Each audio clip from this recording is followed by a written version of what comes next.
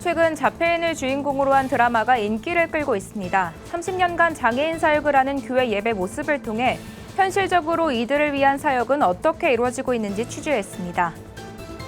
초등학교 입학 연령을 만 5세로 낮추는 정부의 학제 개편안에 대해 교계 단체들도 성명서를 발표하며 반발하고 있습니다. 다양한 관점에서 기독교 신앙을 다룬 신간들을 소개합니다. 성도들의 신앙 견문을 넓혀줄 것으로 기대를 모읍니다. 원주 충정교회가 제7회 스파크 어린이 성령 캠프를 무료로 개최해 전국 미자립 개척교회 등 28개 교회 어린이의 신앙 성장을 도왔습니다. 한국전쟁 당시 포로 수용소에 억류돼 중공군 포로들에게 복음을 전한 맹울순 선생의 순직 70주기 추모 예배가 드려졌습니다.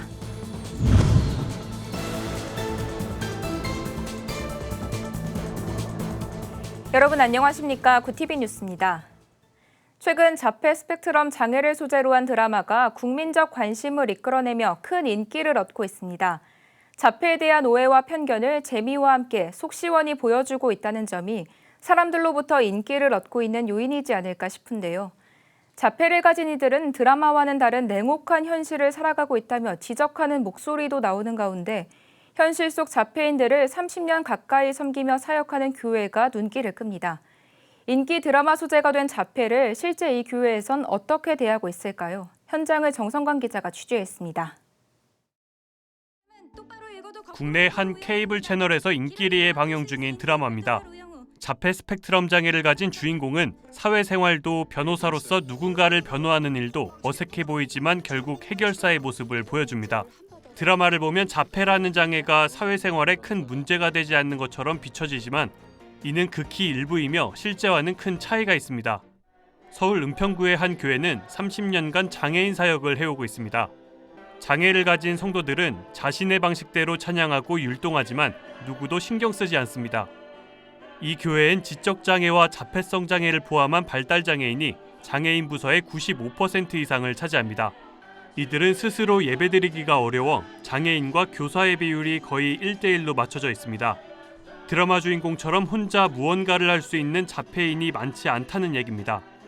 그럼에도 교회가 많은 교사를 투입해 장애인 부서를 운영하는 데는 사회복지와는 다른 특별한 사명이 있기 때문입니다. 아무래도 장애인이라고 하면 누군가의 도움이나 손길이 좀 필요한 사람을 의미하는 거죠. 그러다 보니까 기본적으로 사랑이 있어야 가능합니다.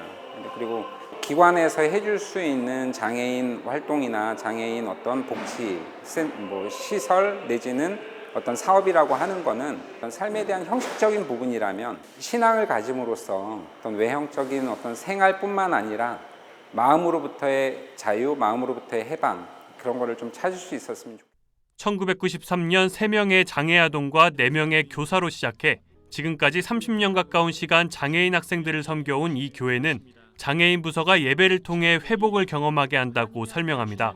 사실 우리 장애를 가진 학생들이 장애의 정도나 수준이나 어떤 모습들이 굉장히 다양한데 그 다양한 모습 속에서 하나님 앞에서는 그런 편견 하나도 없이 우리 모두 다 그냥 한 사람 한 영혼으로 하나님 앞에 설 수 있고 그렇게 예배드릴 수 있어서 되게 순수한 신앙의 회복을 날마다 경험하는 8년째 사역을 담당하고 있는 이정훈 목사는 장애인 사역을 특별한 사역이 아닌 소중한 사역이라고 강조했습니다. 우선은 하나님을 아는 지식이라는 게 비장애인과 장애인들이 다르지 않다라고 저는 보고 있어요. 동일하게 성령을 통해서 또 영으로 하나님에 대해서 알려주는 거고 영으로 하나님에 대해서 알 수 있는 거고 목회는 결국에는 한 영혼을 위한 사역이라고 생각이 드는데 그런 사역으로 이 사역은 정말 소중하다라는 생각을 해봅니다. 이 목사는 장애인 부서에 일당백 교사는 없다고 말합니다. 그만큼 홀로 설 수 있는 장애인이 많지 않다는 뜻입니다. 드라마를 통해 장애인에 대한 사회적 관심과 인식이 바뀌고 있지만 드라마보다 열악한 현실 속 장애인을 섬기는 일에 한국교회가 앞장설 때 사회 구성원과 교회의 한 영혼으로 세워질 수 있게 된다고 사역자들은 조언하고 있습니다. 구티비 뉴스 정성광입니다.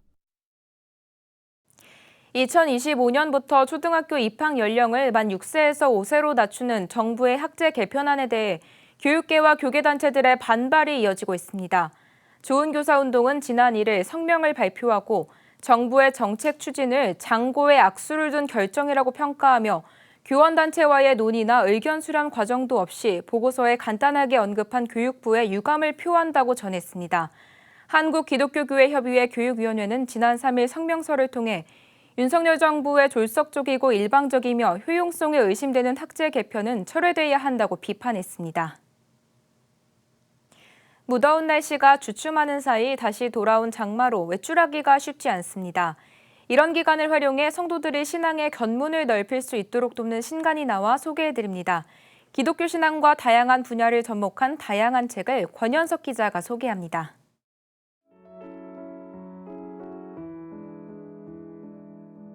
이성적인 철학과 신앙이 과연 공존할 수 있을까? 미국 바이올라 대학 탈봇 신학교 게리트 위즈 교수가 이러한 물음에 명쾌한 해답을 내놨습니다. 신간 철학하는 그리스도인은 신앙과 이성, 기독교와 철학 등 다소 상반돼 보이는 개념을 연결하며 이에 대한 깊은 통찰을 담았습니다. 저자는 형이상학과 윤리 이론 등 다양한 철학의 개념을 쉬운 언어로 풀어내 그리스도인에게 왜 철학의 이해가 필요한지 설명하고 있습니다. 책은 이성과 신앙의 조화를 찾는 성도들에게 길잡이가 되어줄 것으로 보입니다. 신화나 전설이 아닌 실제 역사적 사건으로서의 성경을 해설한 책이 나왔습니다. 최연수 작가의 세계사로 이해하는 성경 역사는 현직 역사 교사이자 크리스천인 저자가 성경 속 사건들의 배경을 세계사의 관점으로 바라본 해설서입니다. 창세기부터 요한계시록까지 성경 전체를 올바르게 이해할 수 있도록 저자는 고대 12개 문명의 역사와 성경의 관련성을 명쾌하게 풀어냈습니다. 책은 성경의 역사적 배경 이해에 갈급했던 기독교인은 물론 비기독교인 독자들의 지적인 욕구에도 응답해 줄 것으로 기대됩니다.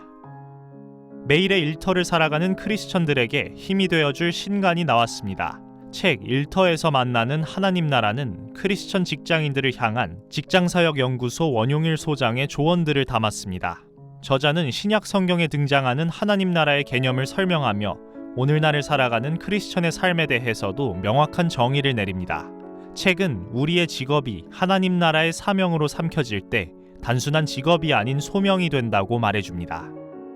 구티비 뉴스 권현석입니다. 강원도 원주 충정교회가 복음 방위대란 주제로 제7회 스파크 어린이 성령 캠프를 개최했습니다. 이번 캠프엔 전국 28개 교회에서 450여 명의 어린이와 교사들이 참여했습니다. 캠프 참가 어린이들은 복화술과 찬양 콘서트, 샌드아트와 버블쇼, 부흥회 등 다양한 프로그램을 통해 복음을 듣고 뜨겁게 기도했습니다. 충정교회는 여건이 어려운 미자립 개척교회나 지역교회의 다음 세대를 살리기 위해 지난 2015년부터 어린이 여름 캠프를 무료로 열고 있습니다. 한국전쟁의 극한 상황 속에서 십자가의 사랑을 실천해 포로들의 성자로 불리는 맹울순 선생 순직 70주기 추모 예배가 7일 서울 남대문 교회에서 드려졌습니다. 대한예수교장로회 통합총회는 지난 2018년 제103회 정기총회에서 맹울순 선생의 삶은 복음을 전파하기 위해 생명에 대한 고도의 위험이 예측되는 상황에서도 사명을 끝까지 감당했다며 맹울순 선생을 순직자로 지정한 바 있습니다. 맹울순 선생은 한국전쟁 당시 부산 거제리 포로 수용소에 억류돼 석방 기회를 마다하고 중공군 포로들에게 복음을 전하다 26세의 생을 마감했습니다. 나이지리아 남동부 플라토주에서 이슬람 테러 세력의 공격으로 어린이 4명을 포함한 기독교인 7명이 살해됐다고 모닝스타 뉴스가 보도했습니다.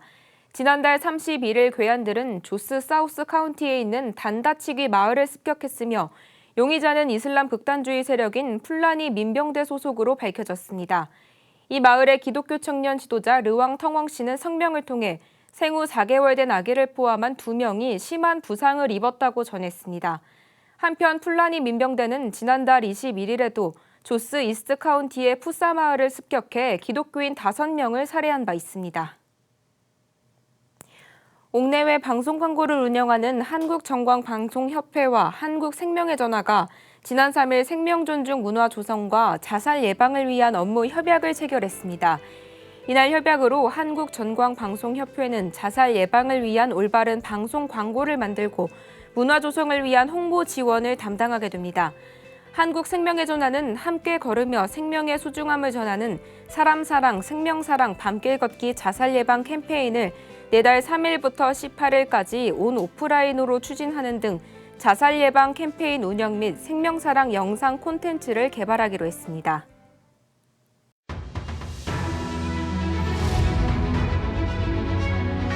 오늘의 이슈 포커스입니다.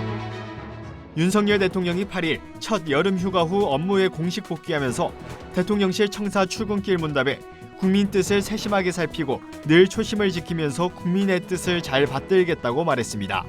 윤 대통령은 이어 이번 휴가는 지난 선거 과정, 또 인수위, 취임 이후 과정을 되돌아보는 시간이었다며 돌이켜보니 부족한 저를 국민들께서 불러내서 호된 비판이나 응원과 격려로 이 자리까지 올 수 있었다고 감사의 마음을 전했습니다.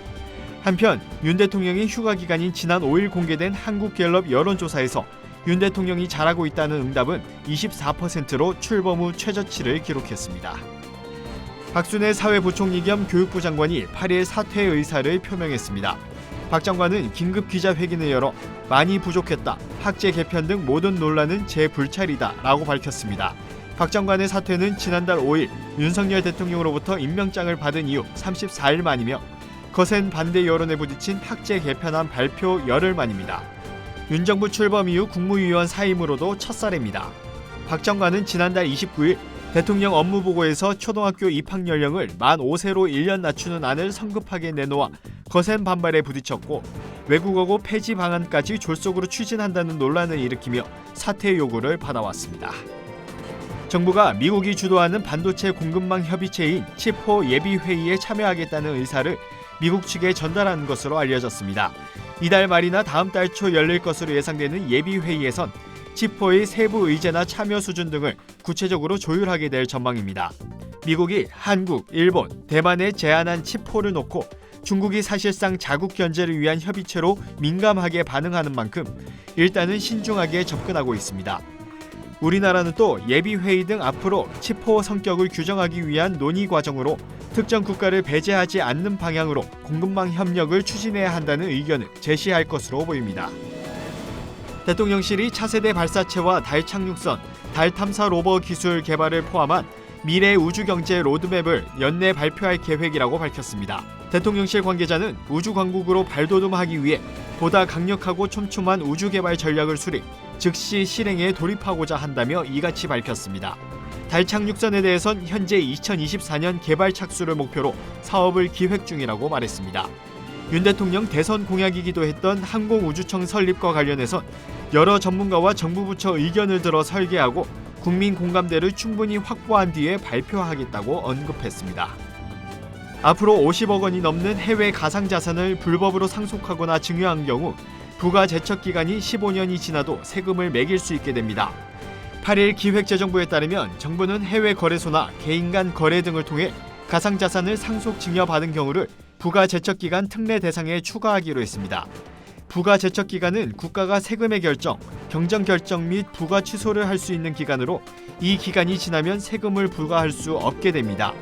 특례 대상에는 재산가액이 50억 원을 초과하는 국외재산이나 유가증권, 서화, 골동품 등을 상속받은 경우 등이 해당됩니다.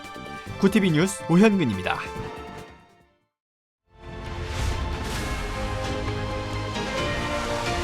구티비 월드와이드입니다.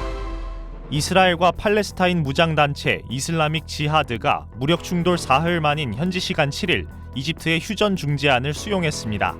그동안 팔레스타인 무장 세력과의 합의 사항을 공식 발표하지 않았던 이스라엘은 공공외교 청장 명의의 성명을 통해 휴전 의사를 밝히고 이집트의 중재 노력에 감사의 뜻을 표했습니다.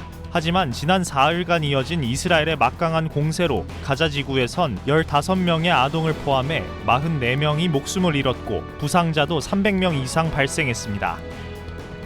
중국이 낸시 펠로시 미국 하원 의장의 대만 방문을 계기로 진행한 대만 포위 군사 훈련이 7일 사실상 종료됐습니다. 중국군 동부전군은 대만을 포위하는 형태로 설정한 6개 구역의 해 공역에서 4일 정오부터 7일 정오까지 중요 군사훈련과 실탄 사격을 실시할 것이라고 밝힌 뒤 각종 훈련을 진행했습니다. 대만 봉쇄 훈련은 끝났지만 중국은 다른 해역에서 훈련을 벌이며 압박을 이어간다는 계획이어서 중국과 대만 간 군사적 긴장은 지속될 것으로 보입니다. 미국 상원은 현지 시간으로 7일 본회의를 열고 기후변화 대응을 위한 막대한 투자와 부자 증세 등의 내용을 담은 이른바 인플레이션 감축 법안을 가결 처리했습니다. 이 법안은 오는 2030년까지 온실가스를 40% 감축하기 위해 에너지 안보 및 기후변화 대응에 3,690억 달러, 우리 돈으로 약 479조 원을 투자하고 이를 위한 재원 마련 차원에서 대기업에 최소 15%의 법인세를 부과하는 내용 등을 골자로 하고 있습니다. 민주당이 다수 의석을 차지하고 있어 무난한 통과가 예상되는 하원도 이번 주 초 법안을 처리한 후 조 바이든 대통령에게 보낼 것으로 보입니다. 칠레 북부에 알 수 없는 이유로 생긴 싱크홀이 며칠 새 2배로 커졌습니다. 칠레 북부 아타카마 지역 티에라 아마리아에서 발견된 싱크홀의 현재 지름이 50m에 달합니다.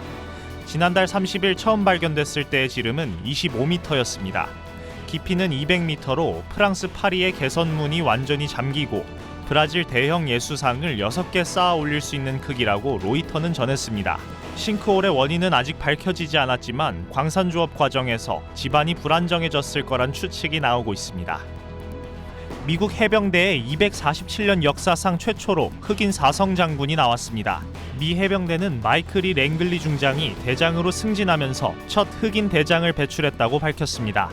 그는 알링턴 텍사스대를 졸업하고 1985년 소위로 임관해 일본 오키나와, 아프가니스탄, 소말리아 등지에서 복무했습니다. 랭글리 대장은 앞으로 독일 슈투트가르트에 본부가 있는 미국 아프리카 사령부를 이끌게 됩니다. 구티비 월드와이드였습니다.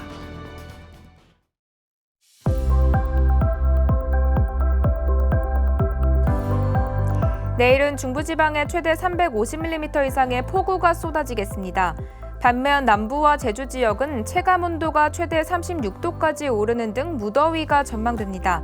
특히 수도권의 경우 집중호우가 내릴 예정이니 비 피해 없도록 단단히 대비해 주시기 바랍니다. 이어서 전국 날씨입니다. 내일 한낮 최고 기온은 서울 27도, 강릉 30도가 예상됩니다. 남부지방은 광주 32도, 부산 31도, 제주 35도를 보이겠습니다. 날씨였습니다. 최근 자폐 스펙트럼 장애를 가진 변호사의 이야기를 다룬 드라마가 인기를 끌고 있죠. 하지만 장애인의 가족은 현실과의 괴리가 크다고 말합니다. 드라마는 사회를 반영하기도 하고 유행을 주도하거나 가치관을 변화시키기도 합니다. 자폐인에 대한 반짝 관심보다 우리 주변에서 이들을 이해하고 지원하는 사람이 많아지기를 기대합니다. 이상으로 뉴스를 마칩니다. 오늘도 함께해 주신 여러분 고맙습니다.